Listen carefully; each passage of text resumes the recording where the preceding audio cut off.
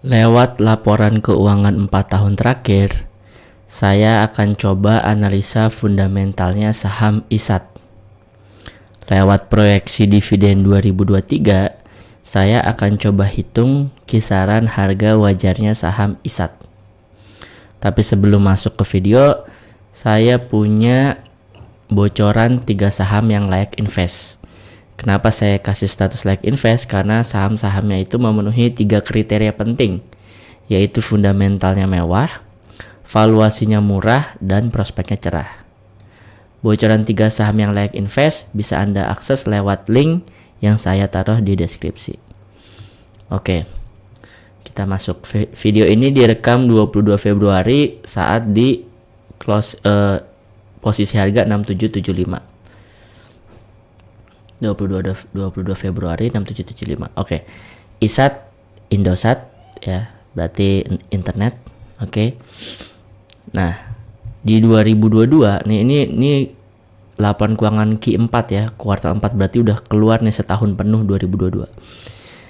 Nah, dia secara ekuitas ya, topik pertama ekuitas. Secara ekuitas dia naik 209%. Jadi ini adalah ekuitas terbesar selama 4 tahun terakhir, 28,3 T. Tahun-tahun sebelumnya nggak ada yang sampai 28,3 T.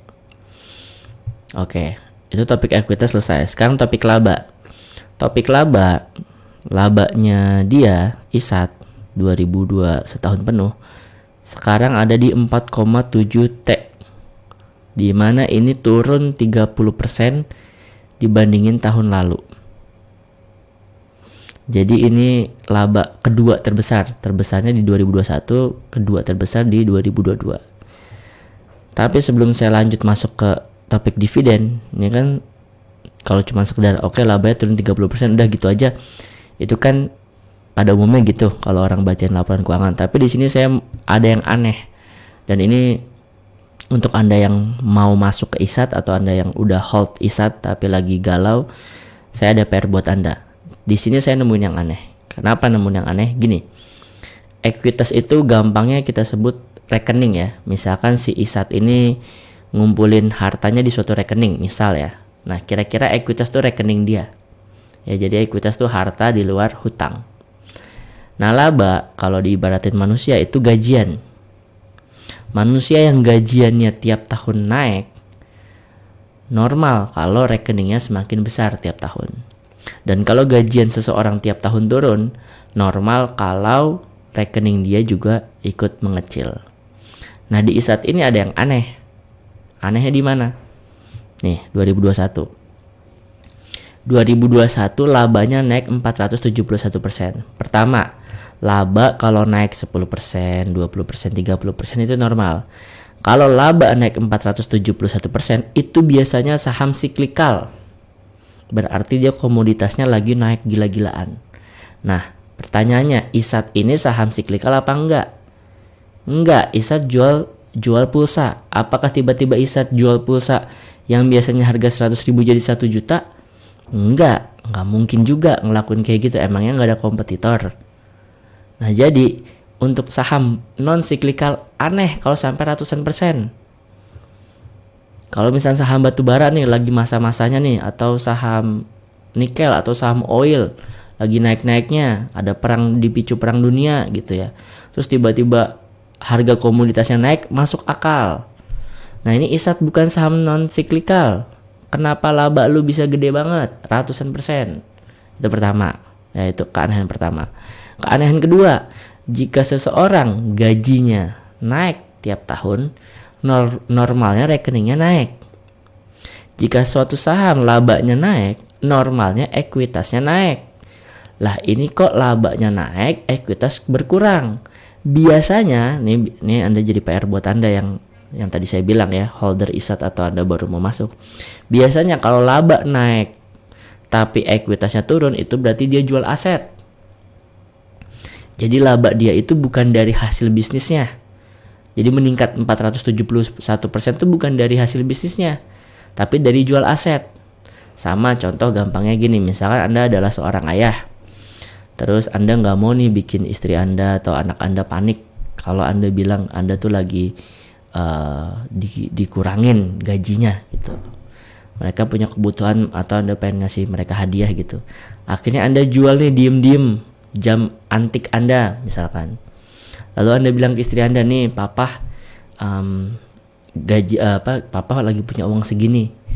Nah istri akan menangkapnya apa? Oh mungkin papa gajiannya naik. Satu, istri akan menganggap gitu. Atau oh mungkin papa dapat bonus. Padahal bapak Anda barusan punya uang banyak, bukan karena dari gajian Anda, bukan, tapi karena Anda dari hasil jual jam antik Anda. Nah sama, saham yang labanya naik, ekuitasnya turun, biasanya habis jual aset. Nah Indosat apa kira-kira? Mungkin jualan tower, mungkin jualan menara, mungkin kan dia saham itu ya, telekomunikasi ya, internet gitu. Nah coba cari tahu, saya belum nyari tahu beritanya, cuman normalnya biasanya yang saya temuin kalau misalnya suatu saham labanya naik, ekuitasnya turun tuh biasanya dia jual aset. Oke, itu Anda telusurin tuh tahun 2021 apakah benar perkataan saya dia jual aset. Kalau jual aset apaan yang dijual? Dan satu hal, kalau namanya jual aset berarti ke depan yang nggak terulang lagi dong, masa ya jual mulu gitu kan. Oke, sekarang di 2022 labanya turun. Nah ya kan, labanya turun kan, tapi ekuitasnya naik. Nah ini aneh lagi, gajian turun tapi harta naik. Kalau tadi kan gajian naik kok harta turun ya, gajian naik kok rekening turun. Sekarang kebalik nih, gajian turun kok rekening naik. Nah biasanya kalau kayak gini, biasanya ya, bukan pasti, biasanya ini disuntik modal sama ownernya kayak, atau sama kerjasama kayak, atau apa. Jadi naiknya harta dia, naiknya rekening dia, naiknya ekuitas dia bukan karena laba, karena secara laba turun. Kalau laba turun, ini turun ya, laba turun ekuitas turun, kita maklum. Yang kita nggak maklum, yang kita aneh adalah kalau laba turun kok ekuitas naik. Nah ini Anda telusurin. Oke, jadi udah dari soal laba dan ekuitas udah dua tuh ya, ada yang aneh nih di ISAT. Oke, kita akan masuk ke topik dividen karena saya akan menghitung kisaran harga wajar berdasarkan dividen. Tadi seperti saya bilang di awal, proyeksi dividen tahun 2023. Tapi sebelum lanjut, karena ini udah 7 menit, saya anggap Anda suka video ini. Saya minta tolong ke Anda untuk like video ini dan tulis ISAT di komen. Anda nge-like dan tulis ISAT di komen sangat berarti buat saya. Saya merasa ada yang nonton, saya merasa ada yang menghargai, saya merasa ada yang suka. Gitu, oke? Like videonya dan tulis ISAT di komen. Terima kasih banyak. Topik dividen adalah tentang perusahaan punya keuntungan, terus dia bagi-bagi ke investor berapa. Oke. Nah, keuntungan itu adalah EPS, gampangnya gitu. Yang dibagi-bagiin ke investor itu namanya DPS. Nah, berapa persen dari keuntungan yang dibagiin ke investor itu namanya DPR. Jadi DPR dalam persen. Tahun 2019 ISAT punya keuntungan 195. Yang diterima investor 0. Artinya DPR-nya 0%. Kenapa? Investor nggak dibagi sama sekali. Punya keuntungan 195, nggak ada yang dibagi ini, jadi DPR 0. 2020 Indosat rugi ya, minus 89. Kalau rugi, normalnya bisa nggak bagi-bagi dividen? Normalnya 0. Jadi kalau 2020 dia 0%, sangat wajar. Tapi ini aneh, lagi minus malah bagi 828. Lagi minus bagi 1 aja udah aneh, minus 89 nih. Punya utang punya kekurangan 89. Dia bagi-bagi 1 aja itu udah aneh. Ini bagi-baginya 828. Sehingga DPR-nya 1030%. Lanjut 2021, punya keuntungan 837. Sebaik-baiknya si ISAT normalnya DPS itu 837. Maka DPR akan 100%. Artinya dia punya keuntungan 837, dia bagiin semua 837. Lah ini enggak. Punya keuntungan 837 dibagiin 1168. Sehingga DPR-nya 140%. Nah, dari 2019 dia punya keuntungan tapi nggak bagiin. 2020 dia minus malah bagiin 1030%. 2021 dia punya keuntungan 837 tapi baginya 140%. Kalau saya pribadi saham kayak gini saya menjauh. Kalau saya pribadi. Dan saya pribadi akan mengatakan bahwa hitungan saya nggak akan akurat banget. Kenapa? Ini orang, kalau isat ini orang ya, ini gampang banget berubah moodnya. Kelakuannya tuh nggak ketebak gitu. Nah, kita naruh saham kita naruh uang kita di saham yang nggak ketebak itu, wah. Kalau kata Warren Buffett, taruhlah bermainlah sesuatu atau berhubunganlah dengan sesuatu yang bisa diprediksi. Lah ini nggak bisa diprediksi si isat ini. Kita lihat sejarahnya dulu ya, sejarah isat bagi dividen. Nih, 2012 dia bagiin, 13 bagiin, 14 sampai 16 bolong. 14, 15, 16, 3 tahun bolong. 17 bagian, 18 bagian, 19, 20 bolong. 2 tahun bolong. Nah, berarti dia nih kayak macam orang, kalau orang ya lagi sedekah, tiba-tiba sedekahnya jor-joran di luar akal sehat, tapi kadang pelit banget, dia punya keuntungan, dia juga nggak bagi sama sekali, 0%. Kasih gitu kayak 1% atau 10% gitu ya. Ini 0 beneran 0.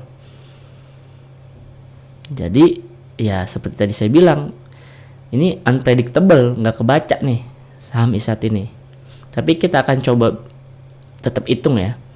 Di sini saya punya 3 skema. Skema pesimis di 2022 nanti isat baginya 0%. Kenapa saya tulis 0%? Karena ada kemungkinan 0% kayak tahun 2019 sama kayak tahun 2014 sampai 2016. Bisa aja dia bolong. Ya, bisa nih bolong. Jadi 0% itu tetap ada kemungkinan. Terus saya tulis 50% karena normalnya nih ya. Ini kan isat setidaknya 2020 sama 2021 nggak normal nih bagian DPR-nya. Normalnya perusahaan tuh 50%. Tapi optimisnya dia ada di angka 100%. Bisa nggak dia 140% lagi? Bisa. Dia bisa nggak 1030% lagi? Bisa. Kalau dia mau tambah gila gitu ya. Jadi di sini saya akan hitung dengan angka pakai 50%, pakai angka default. Nggak 0%, nggak 100%. Ya, saya tulis 50%. Nah, keluar nih kisaran murahnya isat ada di 2.900, wajarnya di 4.300, mahalnya di 5.800. Jadi isat di harga 6.775 itu udah nggak murah lagi. Udah di luar harga wajar, udah kelewat 35%. Dan bahkan untuk harga mahalnya aja udah kelewat 14%. Jadi isat ini ya, kalau mau disimpulin ya, kan tadi saya bilang saham itu ada 3 faktor penting, 3 kriteria penting. Fundamentalnya isat bukan mewah, bukan jelek, tapi membingungkan. Kenapa membingungkan? Ya tadi ekuitas naik, laba naik, tapi ekuitas turun. Laba turun, ekuitas naik. Jadi kayak harus mendalami gitu. Jadi secara fundamental bukan mewah, bukan jelek, tapi aneh. Secara valuasi, katakanlah dia DPR-nya 50%, udah mahal, udah bukan murah lagi isat ini. Secara prospek, nah nggak tahu nih kelakuannya si isat, unpredictable. Bisa juga nanti dia labanya naik lagi kalau dia jual aset lagi gitu ya misalkan, atau bisa juga nanti dia ekuitasnya naik lagi kalau disuntik dana lagi misalkan. Jadi unpredictable. Tapi kalau per proyeksi dividen 2023 dengan anggapan dia akan bagi di DPR 50%, maka isat ini valuasinya udah di atas mahal. Oke. Nah, terus biasanya di video-video saya sebelumnya, kalau saham yang udah ngeluarin sampai Q4 ya, laporan keuangan Q4 udah sampai setahun, saya tuh ikut memprediksi untuk kisaran harga wajar selama 2 tahun ke depan. Tapi khusus isat ini saya stop videonya. Kenapa? Karena sangat random gerakannya. Jadi kalau sangat random buat apa dihitung? Toh hasil hitungannya juga bakal random gitu. Oke, jadi videonya saya stop di sini. Buat Anda yang suka dengan channel seperti ini ya, channel yang kalau menurut saya pribadi nggak terlalu pom-pom, nggak terlalu tebar fir, apa adanya aja gitu. Silahkan subscribe channel Saham Nyantai ini.